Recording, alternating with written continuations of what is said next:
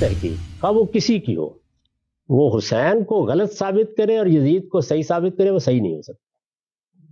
इल्म की दुनिया में इससे ज्यादा लग़व कोई जुमला नहीं है, लेकिन अकीदत की दुनिया में इससे ज्यादा पसंदीदा कोई जुमला नहीं। सियासी एतबार से मुआविया रजी अल्लाह अन्हु की सियासी बसीरत, उनके सियासी इक़दामात की हिकमत और उनके सियासी इक़दामात के नताइज के मुकाबले में बहुत माजरत के साथ सैयदना अली की कोई हैसियत नहीं। उसमें यानी खौफ फसाद खल्क ना होता तो मैं इक़दामात का जायजा लेके आपको बताता कि दोनों में क्या तकाबुल है।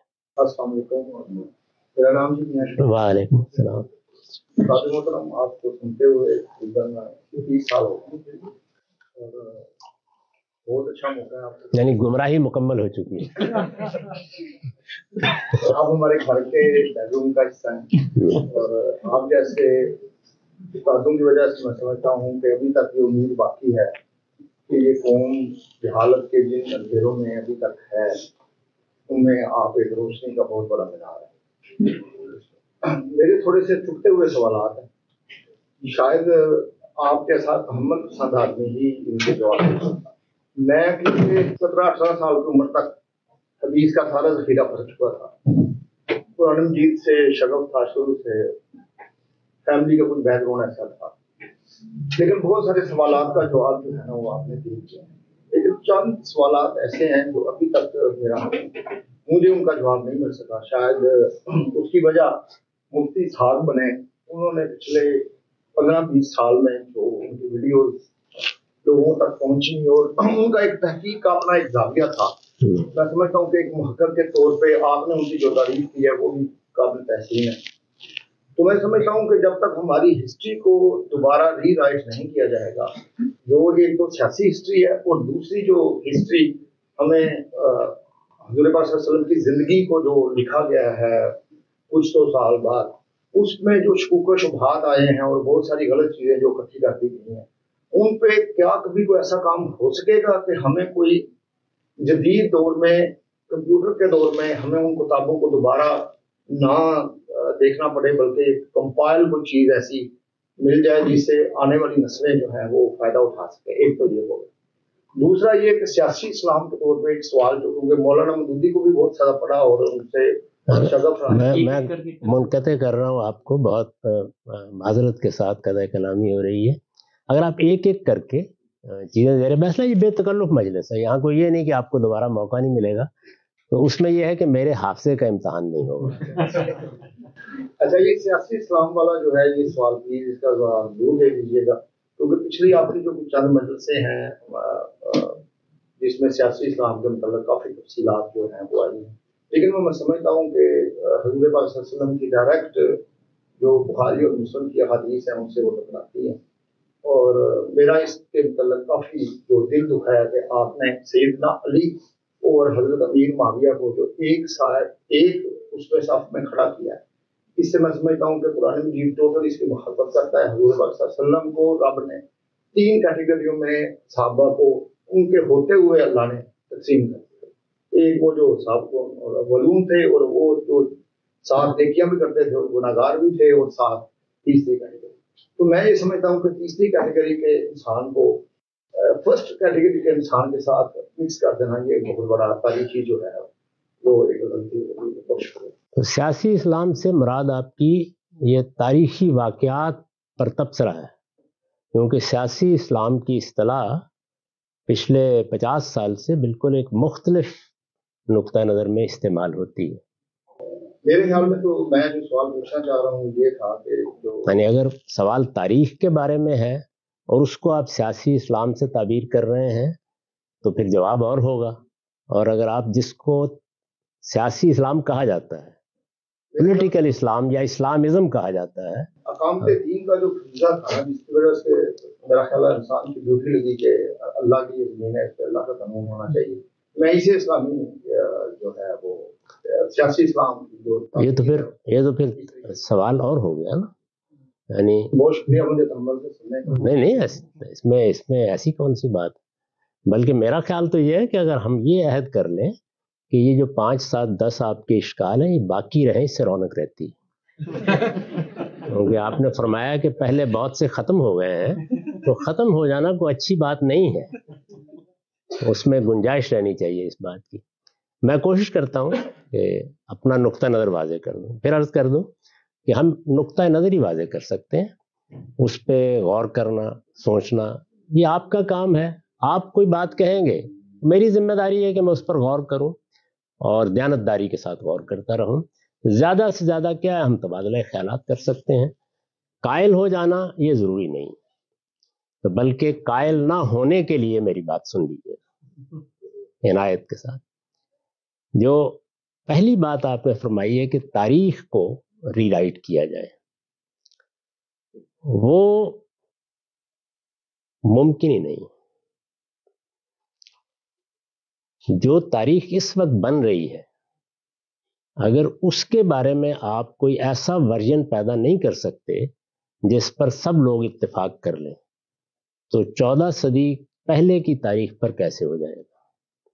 جو لوگ اس کو بیان کریں گے وہ اپنے لحاظ سے ایک تعبیر پیش کر دیں گے، وہ تعبیر بھی چند افراد کی ہوگی، ایک شخص کی ہوگی، ممکن ہے اس پر آپ کو اطمینان ہو، ممکن ہے آپ کو اطمینان نہ ہو، کیونکہ تاریخ میں جب واقعات پیش آتے ہیں تو ان کو لوگ بیان کر رہے ہوتے ہیں۔ اگر آپ کبھی غور کر کے دیکھیں تو ہماری تاریخ روزانہ اخبارات کی صورت میں، مقالات کی صورت میں، ٹیلی ویژن اور ریڈیو پر نشر ہونے والی خبروں کی صورت میں لکھی جا رہی ہوتی ہے۔ ایک دن کی اگر آپ اخبار اٹھا لیں، اخبار میں یہاں خبر کی جمع کے معنی میں بول رہا ہوں، اٹھا لیں اور ذرا ان کے تضادات پہ غور کرنا شروع کر دیں، میرا خیال یہ ہے کہ اگر میرے جیسے 10 لوگ اپنی زندگیاں دے دیں تو پاکستان کے پچھلے 15-20 سال کی تاریخ کے تضادات ختم نہیں کر سکتے۔ اس وجہ سے تاریخ کے معاملے میں وہی رویہ صحیح ہے جو ہمارے اسلاف نے اختیار کیا کہ تاریخ کا دین سے کوئی تعلق نہیں۔ دین اللہ کی کتاب قرآن مجید اور پیغمبر کی سنت کی صورت میں جاری ہو چکا ہے، اس میں کسی اختلاف کا کوئی سوال ہی نہیں ہے۔ جس نے اس کو سمجھنا ہے براہ راست سمجھے، اس پر عمل پیرا ہو۔ تاریخ انسانوں سے بنتی ہے۔ میرے نزدیک جو ایک بڑی غلطی ہوئی ہے وہ یہ ہے کہ بر صغیر میں خاص طور پر مسلمانوں کی تاریخ پر جو کتابیں لکھی گئیں اور دارالمصنفین نے جو لکھی وہ بھی اس میں شامل ہے، اس کا نام رکھا گیا تاریخ اسلام۔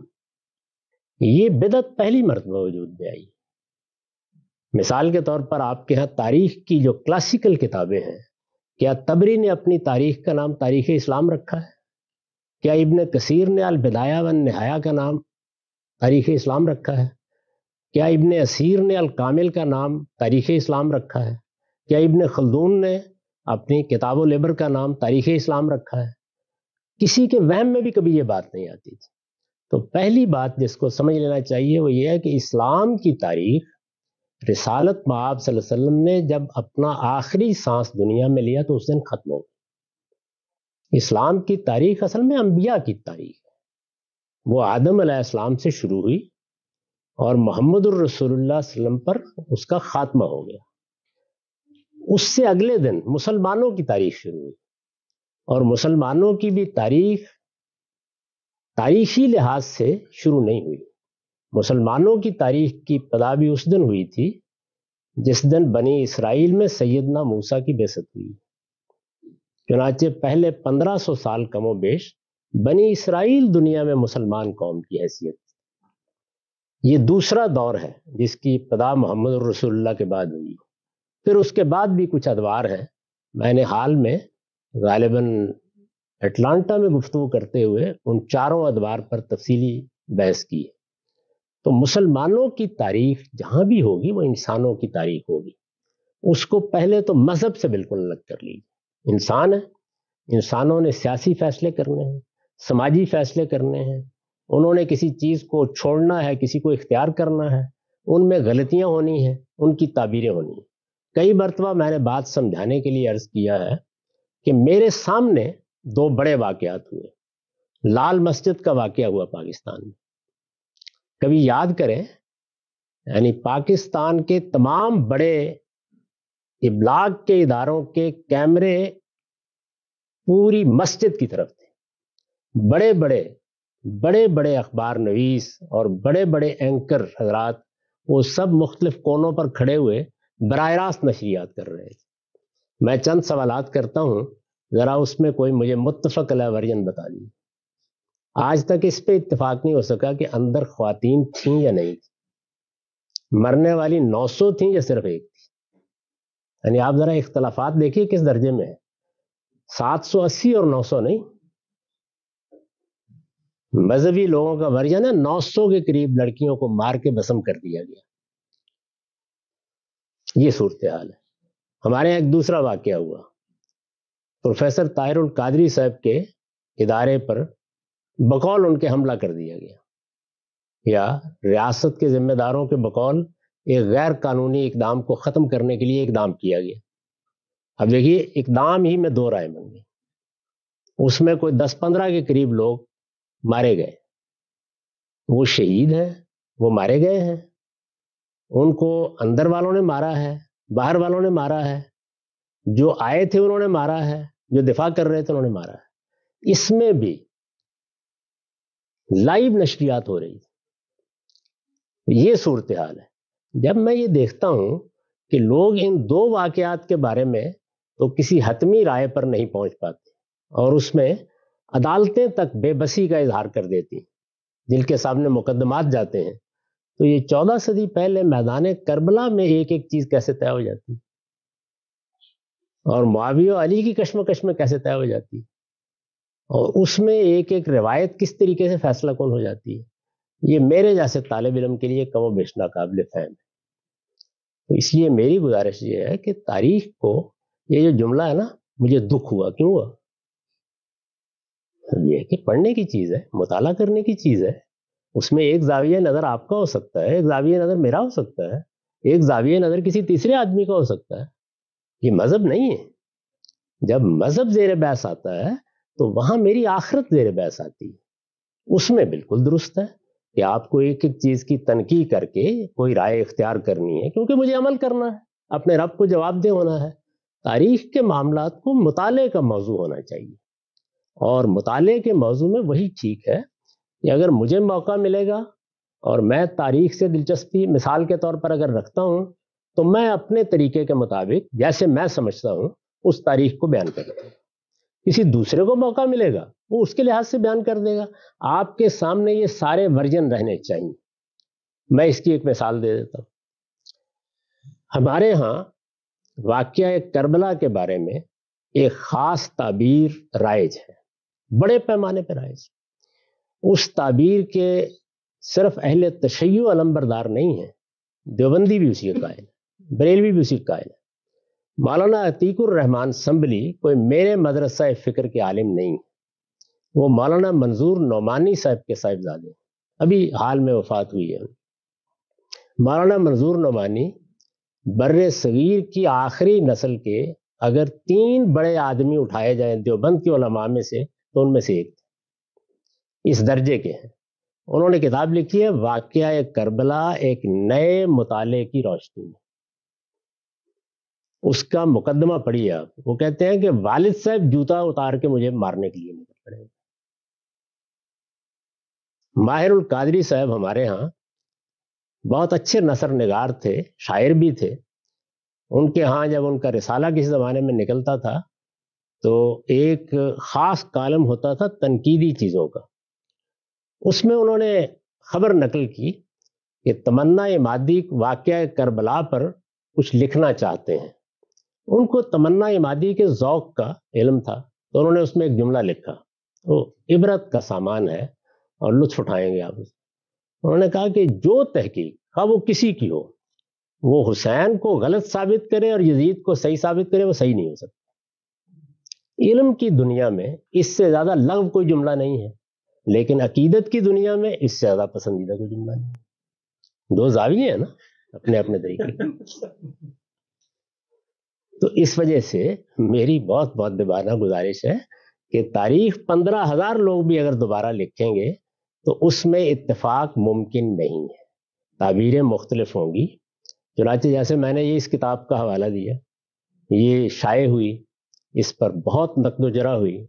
اس سب کے باوصف آپ کھلے دل کے ساتھ کتاب کو پڑھیے. سوال اتفاق اختلاف کا نہیں ہے, واقعتاً آپ کے سامنے ایک دوسرا زاویہ نظر آ جائے. اسی طرح محمود عباسی صاحب نے خلافت معاویہ یزید لکھی. ہمارے ملک میں کئی برس تک, اگر میں غلطی نہیں کر رہا تو غالباً 35-40 برس تک کتاب پہ پابندی رہی. لیکن یہ نہیں کہ مجھے یا آپ کو اس سے اتفاق ہو سکتا ہے. کتاب نے ایک نیا زاویہ تاریخ کو دیکھنے کا دے دیا. مولانا سید ابواللہ صاحب مودودی نے خلافت و ملوکیت کے نام سے اسی موضوع پر کتاب لکھی. اس کتاب پر بھی بہت کچھ سب و شتم ہوا ہے.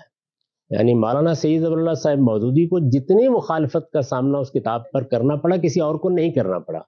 اس کے باوجود کتاب نے ایک خدمت انجام دی ہے, اور وہ یہ کہ اس نے پھر ایک زاویہ نظر کو ابتدا سے انتہا تک آپ کو برت کے دکھا دیا ہے. تو میرے خیال میں تاریخ میں یہی ہوگا کہ خلافت و ملوکیت بھی لکھی جائے اور خلافت معاویہ یزید بھی لکھی جائے, اور یوسف صلاح الدین صاحب کی کتاب خلافت و ملوکیت کا ایک علمی جائزہ بھی لکھی جائے. تاریخ میں یہی ہو سکتا ہے. اس سے زیادہ کی توقع کرنا, وہ میں کروں کوئی اور کرے, میرے نزدیک یہ تاریخ کے علم سے ناواقفیت کی دلالت ہوگی.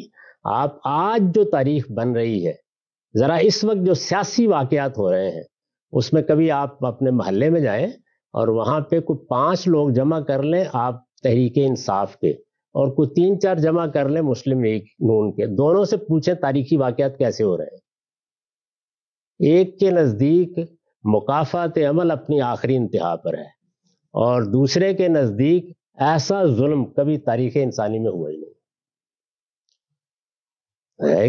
بات تو ایک ہی ہو رہی ہے, 2 مختلف چیزیں تو نہیں ہو رہی, لیکن آپ دیکھیے کہ چیزوں کو دیکھنے کا کیا پہلو ہوتا ہے. جو دوسری بات آپ نے فرمائی کہ میں نے سیدنا معاویہ کو اور سیدنا علی کو ایک جگہ کھڑا کر دیا, اور اس میں قرآن مجید کی آیات کی طرف آپ نے اشارہ کیا کہ صحابہ میں فرق ہے.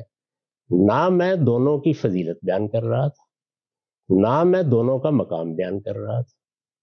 میرے نزدیک تو قرآن مجید کے ان سری نصوص کے ہوتے ہوئے کہ مہاجرین و انصار میں السابقون کا درجہ اللہ کے ہاں وہ ہے جس سے بڑا کسی کا درجہ نہیں. نہ میں پوری جماعت صحابہ کے اندر کوئی تفریق بیان کر رہا تھا, میں ایک سیاسی مسئلے کا جائزہ لے رہا تھا. سیاسی مسئلے میں فضائل, آیات اور حدیثیں بہت معذرت کے ساتھ کوئی اہمیت نہیں رکھتی. سیاسی مسئلے کو سیاسی زاویے سے دیکھا جاتا ہے.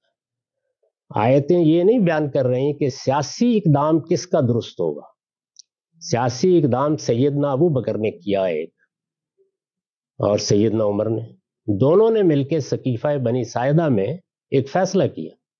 سیدنا عمر, بخاری کی روایت ہے, آپ کہتے ہیں کہ آپ نے سب حدیثیں پڑھ ڈالی ہیں, بخاری کی روایت میں سیدنا عمر ایک خطبہ دے کے بتا رہے ہیں کہ وہ سیاسی فیصلہ میں نے کس اصول پر کیا تھا, کیا اس پر اتفاق ہو گیا.